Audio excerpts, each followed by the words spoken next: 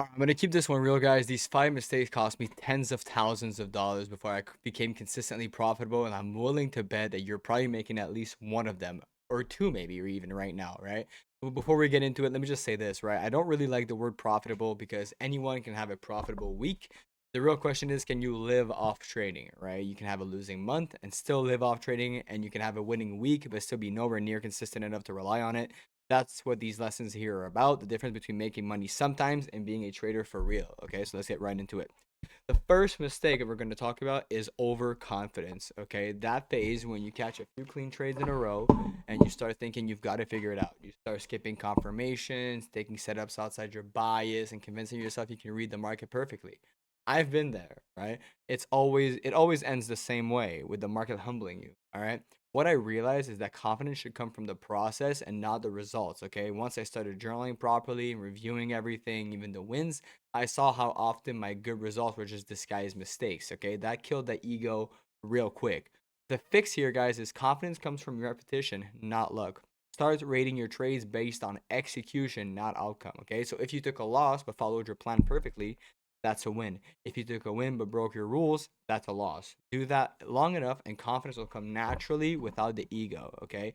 Now, what I did personally when it comes to overconfidence is that I was at a point where I was on a crazy win streak. My account was going up. I was on a live account, right? My account was going up like crazy. Everything looked good, and I was in a drive-through. Now, I've told this story before. I was in a drive-through on an account that had like $3,000 or $4,000 in it, and it was up from like 1K or something, right? And that was like 4 years ago, maybe. And yes, I was in the drive-thru with my girlfriend at the time, and I was just like, "Hey, like, watch this. I'll pay for this meal right here in 2 seconds." I just looked at the charts for half a second. I thought I was a god, and I entered the trade. And I ended up losing half the account right there. $1,500 gone. We did not ended up eating there. We ended up just driving away, and that was a really awkward rest of the day. But again, do not get overconfident. Trust me, the market will humble you. All right. The second mistake, over leveraging. All right. And this one hurts because wins feel amazing. Okay. The dopamine that you get from wins is on a whole nother level, but the losses hit 10 times harder. You risk big, you win, you feel unstoppable until one bad trade wipes out your whole week of your entire eval or your funded or your XFA or your live account, whatever it is, right? Now, I used to think increasing risk was confidence, right? But it wasn't. It was greed dressed as courage. And the worst part is you don't even realize how bad your emotional state gets until it's too late. Okay? Now, the fix on this one is pick one fixed dollar amount per trade and stick to it no matter what. Sometimes something small enough that you can lose 3 times in a row and not care. That's your emotional threshold. Okay, you'll trade clearer, you'll make better decisions, and your results will become stable. Okay, because your risk finally is. If one loss can ruin your day or your mood, you risk too big. Period. All right. Now, what I do personally is I only take 2 trades per day, and I have a set risk. And if I take a full risk trade, I'll take just one. If I enter a trade with half risk, I can enter another one, or again in my plan as well. If I take a dub, I'm done. So if that trade hits TP, I'm done basically. But I get 2 trades or 2 half-size trade or one full-size trade. That's what I get for the day. All right. And that's just the way I do it. Now, the reasoning behind why I became this way is very simple. Is that once you start over leveraging a little too much and your account starts going up, you get that dopamine, and they're all kind of linked together. You can develop some overconfidence and stuff, but that's not really what I'm about here. Um, I again was over leveraging a lot especially when I was trading crypto on Binance, and the truth is that when you're over leveraging, you tend to cut your trade short because you're not comfortable with the risk. And but when your trade is in drawdown, you're gonna watch it go to infinity drawdown because you don't want to accept that loss. And when you're at that point, you guys need to cut your risk. You're better off risking less, being not emotional, and then sizing up slightly over time than risking big and losing everything. Okay, so think about that. Next mistake is revenge trading. Okay, now, you take a loss, your pride gets hit, and the first thing your brain says is, it'll get back to me on the next one. But the market doesn't care that you just lost, okay? I used to take losses so personally. I'd flip bias mid session or jump into another trade without even resetting my chart, my mind, nothing. Nothing like that, okay? That's not trading, guys. That's emotional gambling. Now, the fix here is very easy. Create a post loss routine, okay? Something automatic that breaks the emotion. For me, it's very simple. Once I hit my two losses or my two half size and my one full size loss, I step away. Okay? 5 minute breathe, water, stretch. When you come back, you're renewed. You know, you're not supposed to take another trade, but you should feel a lot better. You shouldn't have that feeling of I need to take a trade now. You can still analyze the market without taking trades. Okay? Um, and you can journal, do your stuff, right? Ask yourself, did I follow my plan? If yes, move on. If not, fix the mistake that happened there. That pause will prevent spiral days and keep your journal clean. All right. The best revenge isn't a win, it's consistency. You want to take revenge on the market, trade smart, right? It's as easy as that. Now, again, they all kind of go hand in hand. I'm not going to start telling you guys because I don't, truthfully, I don't remember every single trade that I've taken in my life, but I know I've done this one a lot, trading it when I was first learning. If you guys do want me to do a video on that, I can kind of try to dig deep into my brain and try to find every single thing, but I'm not sure if I'll be able to find much, to be honest, because again, I've been training for 6 years. So I've done a lot. Now, the fourth mistake is using an unrefined trading plan. Okay. Now, this is a silent killer for most traders. You think you have a plan, but really you just have a bunch of ideas.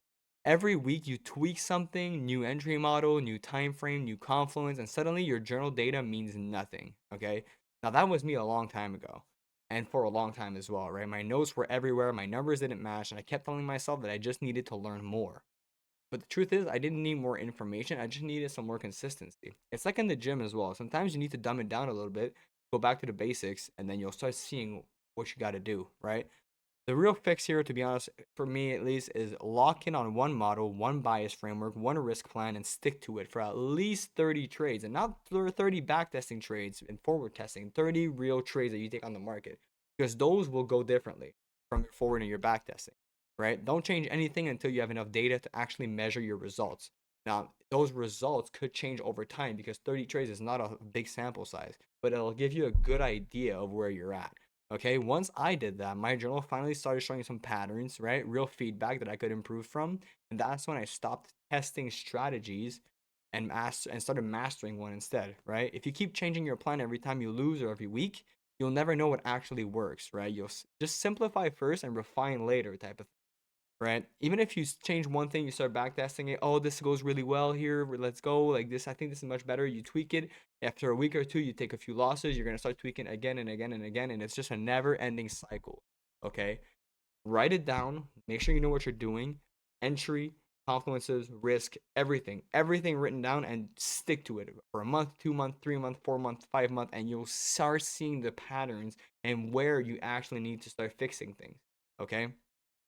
Now, the last one is impatience or over trading, right? Thinking you need to trade every single day to stay consistent, you don't. All right, that mindset is what keeps most traders stuck. There were weeks where I forced trades just because I didn't want to sit out. And sure, I might have caught a few small wins, right? It could always happens, but mentally I was fried. Okay. By the end of the week, I was training just to feel productive and not to kind of live off my training. Does that make sense? I kind of wanted to feel like I was doing something. When in reality, sometimes doing nothing is more or better, right? The fix here is this simple, very, very, very simple. Define your ideal setup frequency. For me, that's like 2, 3 quality trades a week maximum, right? Once you know what a valid setup looks like, anything else is just noise. And on days when there's no setup, literally write no trade day in your journal. That's what I do, right? You'll be shocked how much that one line will protect your capital and your peace of mind. If you can't sit on your hands, guys, you'll never hold profits. Patience here is the real edge. You need to be able to wait. Trading is 90% waiting, and I even go as far as saying it's 99% waiting. And the real truth about this is that profitable, like the real big traders take maybe 2, 3 trades a month, and they're living off of it massively. Now they have big capital, so it makes sense, right? But still, if you had $1 million right now, if I was to transfer you $1 million into an account, I bet you would take a trade every single day. Think about that. All right. Anyways, let's recap a little bit, right? Overconfidence, over leveraging, revenge trading, unrefined plan, and impatience. Those 5 things right here cost me thousands of dollars, tens of thousands of dollars, probably close to 30, $40,000 to be honest, and years of progress. Okay. But fixing them, that's what made me a trader who can actually live off of trading, ended up building 6 figure or over 6 figure accounts and not just have a few lucky weeks, right? If any of this hit home, subscribe and stick around, guys. I post real trading lessons every week. No demo, no fluff. you guys actually want to learn this stuff properly, my full Smart Money Academy is free here on YouTube, and my Discord is also free, links in the bio. Next week or next video, I'll show you guys how I journal like a funded trader, or how I journal my trades.